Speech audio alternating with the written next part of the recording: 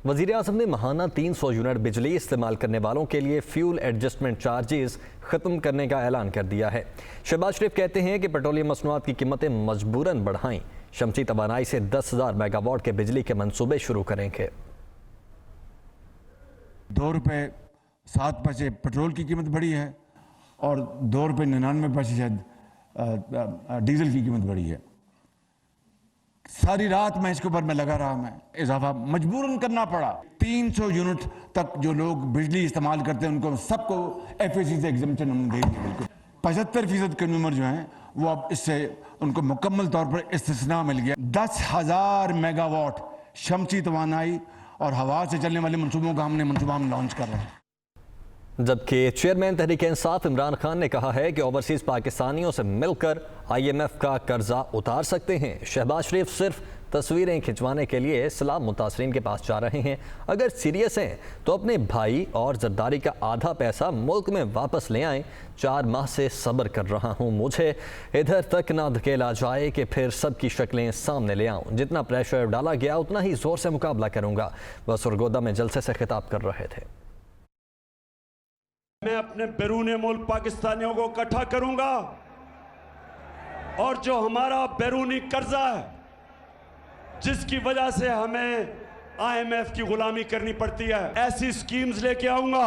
ये बैरून मुल्क पाकिस्तानी इंशाल्लाह हमारी मदद करेंगे कर्जा उतारने के लिए। मैं चैलेंज करता हूं कि तोशा खाना का केस सुना जाए, ओपन हेयरिंग में सुना जाए। मुझे पता है कि उस केस में ये जो कोशिश कर रहे हैं जलील होंगे। चेरी ब्लॉसम शहबाज शरीफ लोगों के पास जा रहा है, बड़ी तकलीफ है इसको मुतासरीन की। जहाजों से चीजें फेंकी जा रही हैं सिर्फ तस्वीरें खिंचाने के लिए। शहबाज शरीफ अगर तुम सीरियस हो तो अपने और भाई और जरदारी को कहो आधा भी अपना पैसा वापस ले आओ, तो हम कितनी मदद कर सकते हैं सैलाब मुतासरीन की। सिर्फ एक रास्ता है, साफ और शफाफ इलेक्शन करवाओ। जिस तरह मुझे दीवार से लगाया जा रहा है, सारे केसेस किए जा रहे हैं एक वजह से कि किसी तरह इमरान खान को रास्ते से हटा के और इन चोरों को इलेक्शन जिताया जाए। ये जो गवर्नमेंट में बैठे हुए हैं चोर, मैं आज इनको पैगाम दे रहा हूं कि वो टाइम आ गया कि जो मर्जी हरबा आप इस्तेमाल कर ले, अब ये मैच नहीं जीत सकते आप।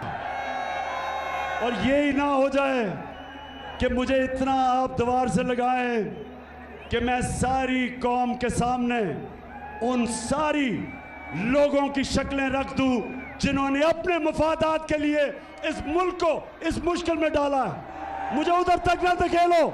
4 महीने से मैं सब्र कर रहा हूं, मैं अपने मुल्क के लिए सब्र कर रहा हूं। गिलगित बल्तिस्तान में तहरीक इंसाफ, पख्तूनख्वा में तहरीक इंसाफ, पंजाब में, आज़ाद कश्मीर में, तो मैं जब चाहूं इस्लामाबाद को बंद कर सकता हूं। माशी हालात की वजह से नहीं कर रहा और अब सैलाब आ गए। जबकि मरियम औरंगजेब का कहना है कि इमरान खान जिन्हें चोर कहते रहे वो कल भी पाकिस्तान की खिदमत कर रहे थे, अब भी कर रहे हैं। इस वक्त मुल्क को यकजहती की ज़रूरत है, सियासत फिर कर लेंगे। सैलाब मुतासरीन की इमदाद के लिए हम एक एक पाई इकट्ठी कर रहे हैं। वफाकी वज़ीर इस्लामाबाद में प्रेस कॉन्फ्रेंस कर रही थी।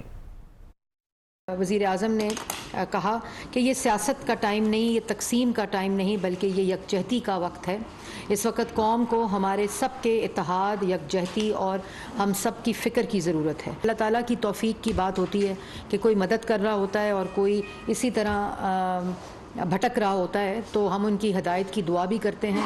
जिनको आप डाकू कहते रहे, वो 4 साल पहले भी मुल्क की खिदमत कर रहे थे और वो आज भी मुल्क की खिदमत कर रहे हैं। वो कल भी मुल्क को तरक्की और आवाम को रोज़गार दे रहे थे, वो आज भी मुल्क की मईशत को ठीक करने में लगे हैं, जिस मुल्क की मईशत के साथ दुश्मनी आपने की। आज आवाम को हमारी ज़रूरत है। आज आपके इल्ज़ाम, आपकी तकसीम, आपके नफ़रत, आपका इंतशार आवाम को मज़ीद तकसीम करेगा, इसलिए ये काम ना करें। PTI के रहनुमा असद उमर का कहना है कि दहशतगर्दी का झूठा मुकदमा बनाने से इमरान खान को कोई फ़र्क नहीं पड़ता। ऐसे हथकंडों से मकबूलियत कम होने की बजाय बढ़ रही है। आए मैदान में मुकाबला करें और इलेक्शन करवाएं, पता चल जाएगा सियासी तौर पर कौन मजबूत है। वो इस्लामाबाद में मीडिया टॉक कर रहे थे। उस शख्स के ऊपर दहशतगर्दी की दफ़े लगा के एक झूठा मुकदमा बनाकर आप इमरान खान का तो कुछ नहीं बिगाड़े, लेकिन आप मुल्क के अंदर मुल्क की साख जो है तमाम दुनिया के अंदर उसको ज़रूर मजरू कर रहे हैं। बुनियादी मसला जो इनका है उस मसले का हल किसी अदालत में किसी दहशतगर्दी के कोर्ट के अंदर नहीं है। और बुनियादी मसला इनका क्या है कि इमरान खान की अवामी मकबूलियत का इनके पास सियासी जवाब बचा कोई नहीं है। इस हकीकत को तस्लीम कर लें कि कौम जो है वो आज इमरान खान के साथ खड़ी हो गई है। और अगर आप चाहते हैं कि मुल्क के अंदर एक जमहूरी निज़ाम हो जिस पर यकीन हो पाकिस्तान के अवाम का, तो उसके लिए एक ही हल मौजूद है, इलेक्शन कराएं, अवाम को फैसला करने दें। जबकि नून लीग के रहनुमा और साबिक वज़ीर आज़म शाहिद खाकान अब्बासी का कहना है कि हुकूमत ने जो मुश्किल फैसले किए उनकी मुखालिफत पार्टी के अंदर भी थी। नून लीग भी इमरान खान की तरह गफलत दिखा सकती थी, लेकिन मईशत को मजबूत बनाया और उसकी सियासी कीमत अदा की। तहरीक इंसाफ सैलाब के दिनों में भी अपनी सियासत बचाने में लगी हुई है। शौकत अली ने इमरान खान के कहने पर साजिश की। आज जो मुश्किलात हैं ये इमरान खान के नाकामियों और गफलत का नतीजा है। ये इमरान खान की हुकूमत की करप्शन का नतीजा है। लेकिन इमरान खान की सोच सिर्फ ये रही है कि मैं अपनी सियासत बचाऊं। उन्होंने कहा कि इन सबको छोड़े, रियासत तो एक तरफ रहने दें, पाकिस्तान के अवाम को बेशक तबाह होने दें, हमने तो अपनी सियासत बचानी है, अपनी जान बचानी है। ये सोच कार फरमा है। जो कुछ खैबर पख्तूनख्वा के वज़ीर ख़जाना ने कहा वो भी आपके सामने है। उसने कहा जी मैं तो सारी इन्फॉर्मेशन जो है वो IMF को लीक कर देता हूँ। मैं तो IMF के जो यहाँ पर अफसरान को जानता हूँ उनको सब बातें बता दूंगा। और जितने मुश्किल हालात में इस हुकूमत ने मुश्किल फ़ैसले किए, जिनकी मुखालफत न सिर्फ जमात से बाहर थी, जमात के अंदर भी थी। वरना हमारे लिए भी बड़ा आसान था कि जो इमरान खान 4 साल झूठ बोलता रहा पाकिस्तान के अवाम से, जो गफलत बढ़ता रहा, हम भी वही तरीका अपनाते और इन मामलात को मज़ीद मईशत को तबाह हाल करके चले जाते।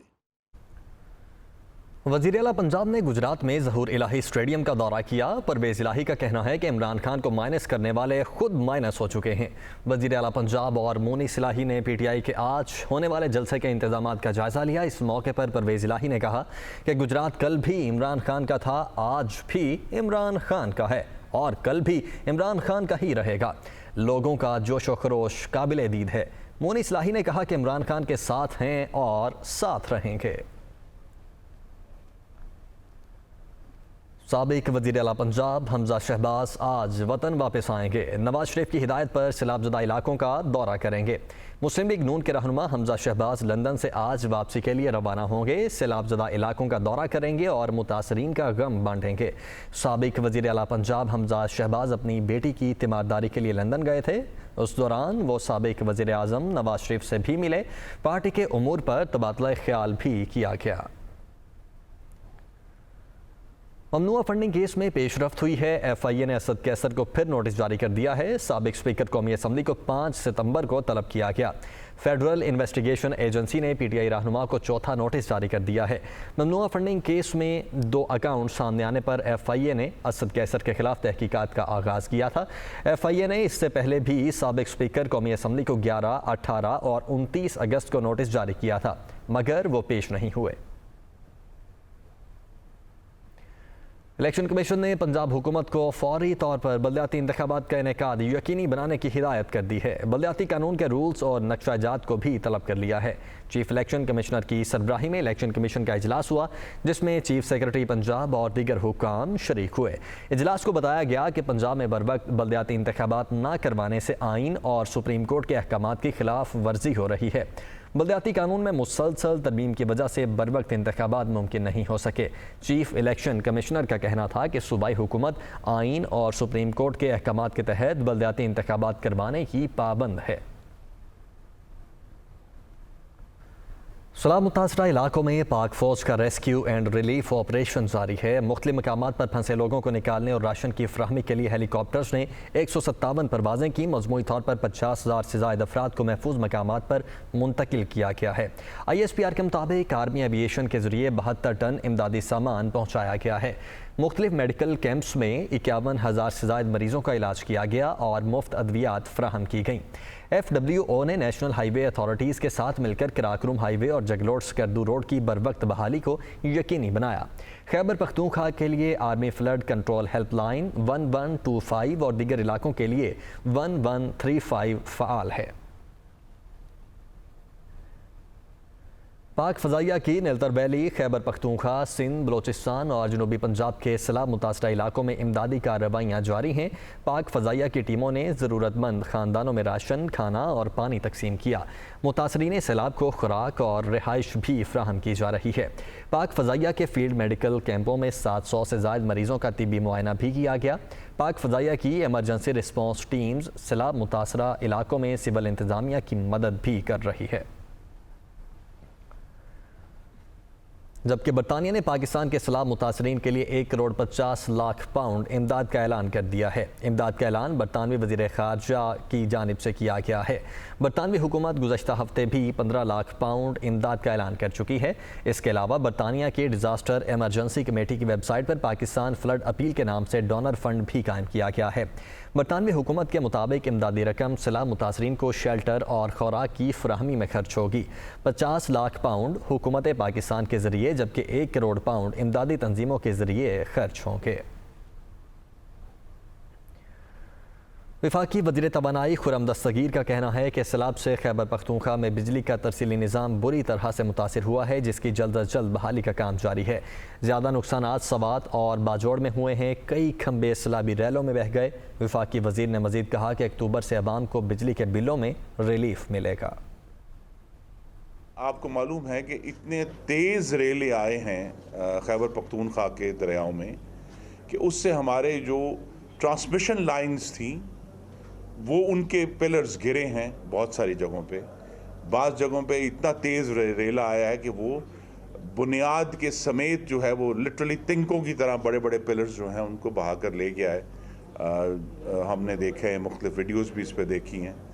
तो उसकी वजह से हमें ज़्यादा जो बहाली का काम है वो उन ट्रांसमिशन लाइंस की बहाली है जो एक ग्रिड को दूसरे से और ग्रिड को फीडर से और कनेक्ट करते हैं। मेनली जो जहाँ से अगर पोल्स गिरे हैं उनको अगर जिनकी तो बुनियाद ही बह गई है उन्हें दोबारा बुनियाद से उठाना है, या जिनकी बुनियाद मौजूद है उनको दोबारा वहाँ नई इंस्टॉलेशंस करके तो नई तारें लगाकर तो बिजली को बहाल करना है। तो इनको ये हिदायत हमने दे दी हैं।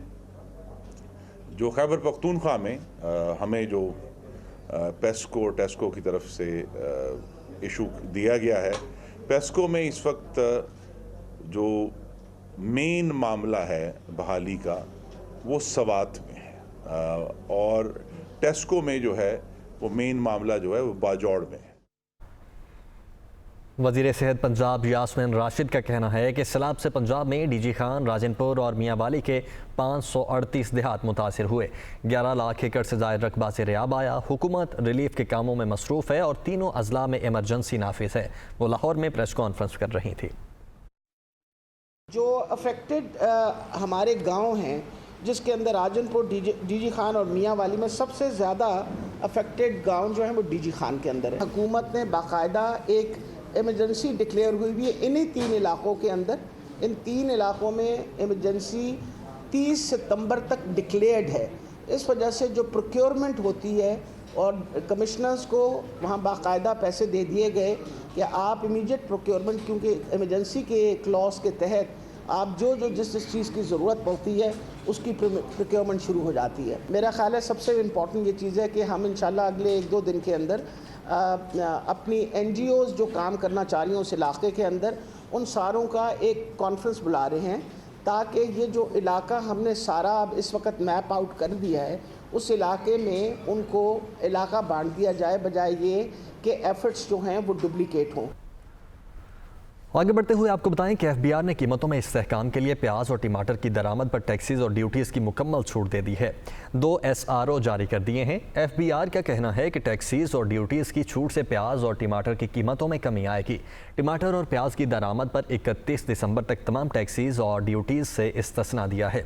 इससे पहले एफबीआर ने इन तमाम अशिया पर भी टैक्सेस और ड्यूटीज़ की छूट दे दी, जिनकी तस्दीक NDMA या PDMA करेंगे। Welcome back. बुलेटिन में आगे बढ़ते हैं। सैयद अली गिलानी की पहली बरसी पर भारतीय नाज़िमुल उमूर को दफ्तर खारजा तलब करके हुर्रियत रहनुमा की मर्जी के मुताबिक तदफीन का हक कबूल करने से इनकार पर शदीद एहतजाज किया गया। तर्जुमान दफ्तर खारजा आसिम इफ्तिखार के मुताबिक हुर्रियत रहनुमा की पहली बरसी पर भारतीय नाज़िमुल उमूर को तलब करके मुरासला थमाया गया। पाकिस्तान ने सैयद अली गिलानी की मर्जी के मुताबिक तदफीन के हक को कबूल करने से इनकार पर भारत से सख्त एहतजाज किया। वाज़ेह रहे कि भारत ने सैयद अली गिलानी की शुहदाए कब्रिस्तान में तदफीन से इनकार किया था। हुर्रियत रहनुमा 1 सितंबर 2021 को भारत की गैर कानूनी हिरासत में शहीद हो गए थे। तर्जुमान दफ्तर खारजा ने कहा है कि पाकिस्तान हुर्रियत रहनुमा की पहली बरसी पर कश्मीरियों के साथ मुकम्मल यकजहती का इजहार करता है। तो आज अहम मैच होने जा रहा है। आर या पार के मैच में दोनों टीम्स ने जीत पर नजरें जमा ली हैं। ये रिपोर्ट देखिए।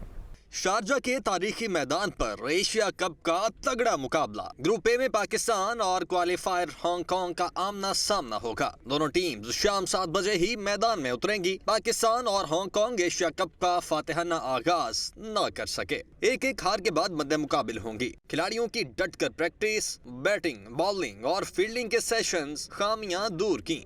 कौमी टीम की 1 सितंबर की प्रैक्टिस मंसूख कर दी गई। शौकीन क्रिकेट ने अहम मुकाबले पर नजरें जमा ली हैं। दोनों टीम्स को इवेंट में भारत से शिकस्त हो चुकी। 2 सितंबर का मैच हारने वाली टीम आउट हो जाएगी। डू और डाई का मुकाबला, खिलाड़ी जीत के लिए पुरअज़्म। पाकिस्तान और हांगकांग का ये पहला T20 मुकाबला। इससे पहले दोनों टीम्स कभी मद्दे मुकाबिल नहीं हुई।